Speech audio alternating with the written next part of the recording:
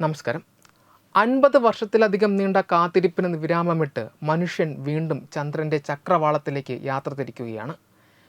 നാസയുടെ ഐതിഹാസികമായ അപ്പോളോ ദൗത്യങ്ങൾക്ക് ശേഷം ചന്ദ്രനിലേക്ക് മനുഷ്യരെയും വഹിച്ചുകൊണ്ടുള്ള ആദ്യ സംരംഭമായ ആർടെമിസ് 2 ദൗത്യത്തിൻ്റെ വിക്ഷേപണ തീയതി പ്രഖ്യാപിക്കപ്പെട്ടു.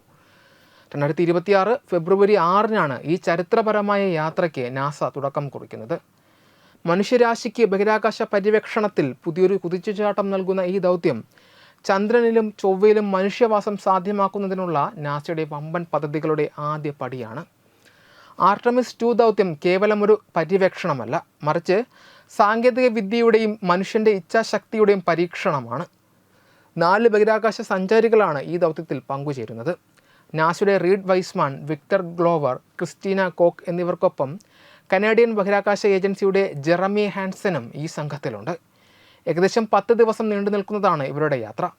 ഫെബ്രുവരി 6-ന് വിക്ഷേപണം നടക്കുമെന്നാണ് പ്രതീക്ഷയെങ്കിലും കാലാവസ്ഥയും മറ്റ് സാങ്കേതിക സാഹചര്യങ്ങളും പരിഗണിച്ച് ഫെബ്രുവരി 7, 8, 10, 11 തീയതികൾ ബാക്കപ്പായി നിശ്ചയിച്ചിട്ടുണ്ട്. കേപ്പ് കനാവറിലെ കെനഡി സ്പേസ് സെൻറ്ററിൽ നിന്നാണ് ലോകം കാത്തിരിക്കുന്ന ഈ വിക്ഷേപണം നടക്കുക. നാസയുടെ ഏറ്റവും കരുത്തുറ്റ റോക്കറ്റായ സ്പേസ് ലോഞ്ച് സിസ്റ്റമാണ് ഓറിയോൺ പേടകത്തെ ബഹിരാകാശത്തേക്ക് എത്തിക്കുന്നത്. വിക്ഷേപണത്തിന് ശേഷം പേടകം ആദ്യം ഭൂമിയെ ചുറ്റി സഞ്ചരിക്കുകയും അതിലെ ജീവൻ രക്ഷാ സംവിധാനങ്ങൾ കൃത്യമായി പ്രവർത്തിക്കുന്നുണ്ടെന്ന് ഉറപ്പുവരുത്തുകയും ചെയ്യും. ഇതിന് ശേഷമായിരിക്കും ചന്ദ്രനെ ലക്ഷ്യമാക്കിയുള്ള യാത്ര തുടങ്ങുക. ഈ ദൗത്യത്തിൽ പേടകം ചന്ദ്രനിൽ ഇറങ്ങുകയോ ചന്ദ്രനെ വലം വയ്ക്കുകയോ ചെയ്യില്ല. പകരം ചന്ദ്രന് തൊട്ടടുത്തുകൂടി പറന്ന് അതിൻ്റെ ഗുരുത്വാകർഷണം ഉപയോഗിച്ച് തിരികെ ഭൂമിയിലേക്ക് മടങ്ങുകയാണ് ചെയ്യുക.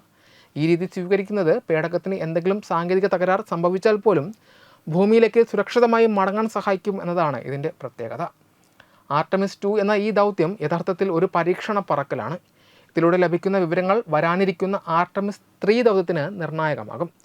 3-ാം ഘട്ടത്തിലാണ് മനുഷ്യൻ വീണ്ടും ചന്ദ്രൻ്റെ ഉപരിതലത്തിൽ ഇറങ്ങാൻ പദ്ധതിയിടുന്നത്. ഈ യാത്രയ്ക്ക് മുന്നോടിയായി ജനുവരി 17 മുതൽ തന്നെ വിക്ഷേപണത്തിലുള്ള തയ്യാറെടുപ്പുകൾ ആരംഭിക്കും. റോക്കറ്റും പേടകവും വിക്ഷേപണത്തറയിലേക്ക് മാറ്റുന്നതും കൗണ്ട് ഡൗൺ പരിശോധനകളും ഉൾപ്പെടെയുള്ള സങ്കീർണമായ പ്രക്രിയകൾ ഇതിൻ്റെ ഭാഗമായി നടക്കും. ഭൂമിയുടെ ഭ്രമണപഥം വിട്ട് മനുഷ്യൻ ആഴത്തിലുള്ള ബഹിരാകാശത്തേക്ക് കടക്കുന്നത് 53 വർഷങ്ങൾക്ക് ശേഷമാണ് എന്നത് ഈ ദൗത്യത്തിൻ്റെ പ്രാധാന്യം വർദ്ധിപ്പിക്കുന്നു. ഇത് കേവലം ഒരു ശാസ്ത്ര ദൗത്യം മാത്രമല്ല, മറിച്ച് ഭാവിയിൽ ചൊവ്വയിലേക്കും അതിനപ്പുറത്തേക്കും മനുഷ്യനെ എത്തിക്കുവാനുള്ള ഒരു വലിയ സ്വപ്നത്തിൻ്റെ തുടക്കമാണ്.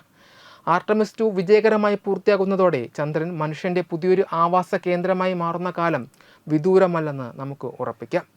വെബ് ഡെസ്ക് തത്വമൈ TV.